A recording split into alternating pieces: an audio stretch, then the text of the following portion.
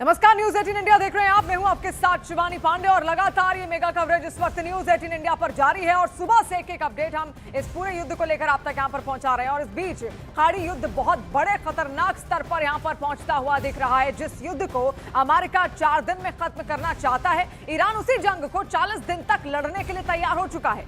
अब बात युद्ध से बढ़कर एटम बम वाले युद्ध पर पहुंच चुकी है। अमेरिका और इजरायल ने ईरान पर हमला करके दुनिया को ऐसे युद्ध में झोंक दिया जिसमें ईरान ने 12 देशों को मिसाइल धमाकों से वॉर जोन बना दिया है।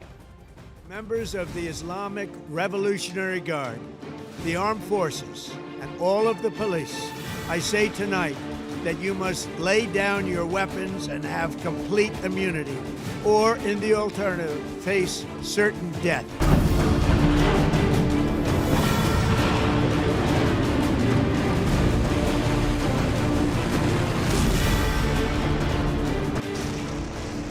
युद्ध रोकने की अमेरिका की एक ही शर्त है, ईरान का सरेंडर, टोटल सरेंडर। मगर ईरान है कि उसने ट्रंप को सरप्राइज देना शुरू कर दिया है।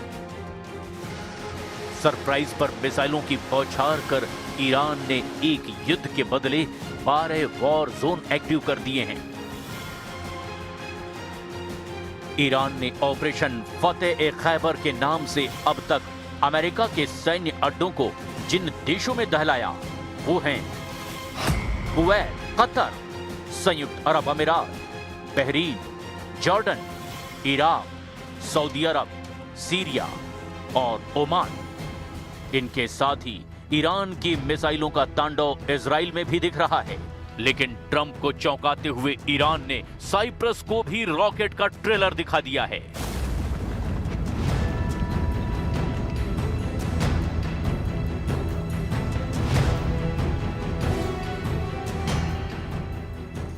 बारह देशों में बारूद का बवंडर उठ रहा है।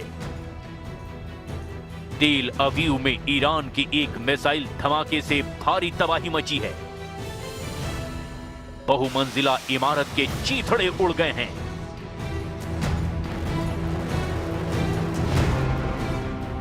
कंक्रीट की मोटी दीवार चकनाचूर हो गई है। ईरान की मिसाइलों की मार घातक होती जा रही है। ईरान ने इसके बाद ऐलान कर दिया कि हमलों को असल धार तो अब इसके बाद दी जाएगी। मतलब विस्फोट ज्यादा विनाशकारी होंगे, ज्यादा हाहाकारी होंगे। ईरान की संसद के स्पीकर मोहम्मद बाकर गालिबाफ ने ट्रंप और नेतन्याहू के नाम खूनी पैगाम भेजा है। इक़्तिदार व इंसजामी गैर काबिल तसव्वुर हम दर मसऊलीन و هم در قوای دفاعی و هم در مردم شکل خواهد گرفت و تردید نکنید که نیروهای دفاعی ما هنوز ईरान जमीन पर मार रहा है, ईरान समंदर में हमले कर रहा है। ईरान की सभी सेनाओं के सिर पर अब खून सवार हो चुका है। हॉर्मुज स्ट्रेट से गुजरने की जरूरत दिखाने वाले किसी भी तेल टैंकर को ईरान ने भस्म कर डालने की धमकी दे रखी है। सबसे बिजी समुद्री तेल गलियारे के आसपास दिखने वाले जहाजों को ईरान बारूदी धमाके करके उड़ा रहा है। ईरान ने पलाऊ के झंडे वाले तेल टैंकर स्काईलाइट को ओमान के तट पर निशाना बनाया है। ईरान समर्थित प्रॉक्सी मिलिशिया के मल्टीनेशनल नेटवर्क एक्टिव हो चुके हैं। ईरान के एक्सिस ऑफ रेजिस्टेंस में लेबनान के हिजबुल्लाह लड़ाके, यमन के हूथी विद्रोही, इराक के शिया मिलिशिया, गाजा के हमास लड़ाके और सीरिया के शिया फाइटर्स का ग्रुप शामिल है। इतने फ्रंट पर अमेरिका और इजराइल को युद्ध में उलझना होगा, शायद ट्रंप को भी इसका अंदाजा नहीं था।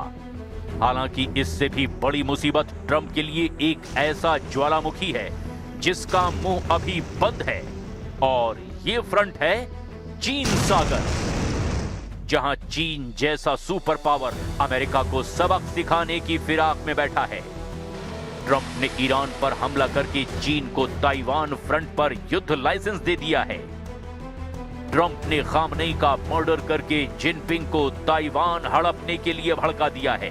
जाहिर है क्योंकि ताइवान पर चीन का कंट्रोल अमेरिका की हार होगी, क्योंकि ट्रंप ताइवान का साथ देते आए हैं। और इतना ही नहीं, अमेरिका अगर एशिया में कमजोर पड़ा तो रूस यूरोप के देशों को कुचलना शुरू कर देगा, जहां नेटो के 32 सदस्यों के एटमी वॉर जोन बनने का खतरा सबसे ज्यादा है।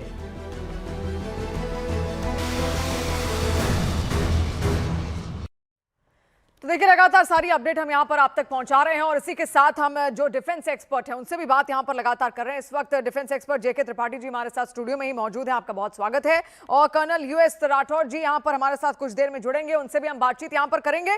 लेकिन सबसे ज्यादा अहम यही जानना है, ईरान बहुत पुरजोर तरीके से कोशिश कर रहा है। जेके त्रिपाठी जी, आपको क्या लग रहा है, अब कितना और टिक पाएगा? IRGC के भी कई सारे अड्डों पर यहाँ इस वक्त अटैक हुआ है। IRGC का टिकना, ईरान का टिकना, ईरान की टॉप लीडरशिप को तो एक तरीके से नेस्तनाबूद यहाँ पर किया ही गया है अमेरिका की ओर से, और आगे भी जो चेहरे यहां पर होंगे वो पहले ही हिट लिस्ट में है अमेरिका के। देखिए शिवानी, मेरे ख्याल से ये युद्ध एक हफ्ते से ज़्यादा नहीं टिकेगा। ठीक है, ईरान वेनेजुएला नहीं है, लेकिन ईरान अमेरिका भी नहीं है। और ईरान के पास जितने भी मिसाइल, जितने भी वे कहते हैं कि ईरान के पास करीब 2500 के करीब मिसाइल हैं, ड्रोन हैं, जो भी चीज़ें हैं, सवाल ये कि अभी युद्ध में न ड्रोन का प्रोडक्शन ईरान कर पाएगा आगे, और अभी युद्ध में न उसके पास मिसाइल्स का प्रोडक्शन होगा, या कहीं से रूस, ईरान या नॉर्थ कोरिया से उसको आगे ये मिसाइल्स मिलने की संभावना होगी आज की स्थिति में। ऐसी स्थिति में उसका जो रखा हुआ हथियारों का जखीरा है वो कहाँ तक चलेगा? जिस हिसाब से ईरान अंधाधुंध चारों ओर मिसाइल फायर कर रहा है, मेरे ख्याल से एक हफ्ते से ज़्यादा ये चलने वाला नहीं है।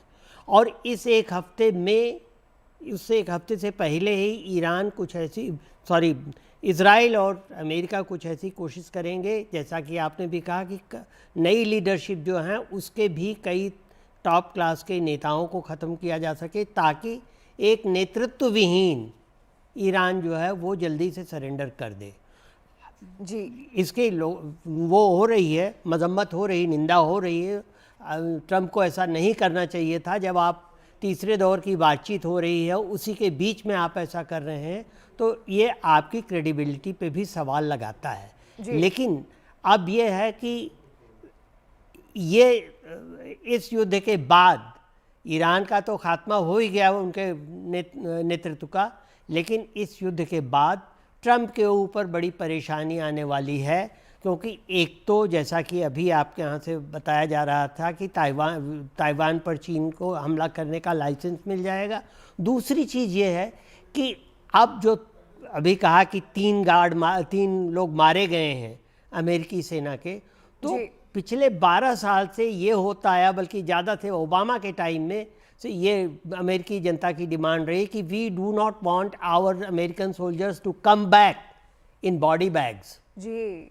और इसके चलते अगर ऐसा हुआ है और कुछ और भी मारे जाएंगे, तो ट्रंप के खिलाफ अमेरिकी जनमत बहुत तेजी से उभरेगा। और अभी तो मिड टर्म इलेक्शन भी वहां पर होने वाले हैं, और लेकिन कहते हैं ना कि सारी कैलकुलेशन राजनीति में होती है, उसके बाद ही आगे बढ़ा जाता है, लेकिन कहीं ना कहीं ट्रंप की सनक इन तमाम कैलकुलेशंस को भी पार कर जाती है। कर्नल यूएस राठौर जी भी, उत्कर्ष जी भी हमारे साथ जुड़ चुके हैं। उत्कर्ष जी, आप क्या यहाँ पर कहेंगे, कितना लंबा और ईरान टिक पाएगा यहाँ पर अमेरिका और इजरायल के सामने? ईरान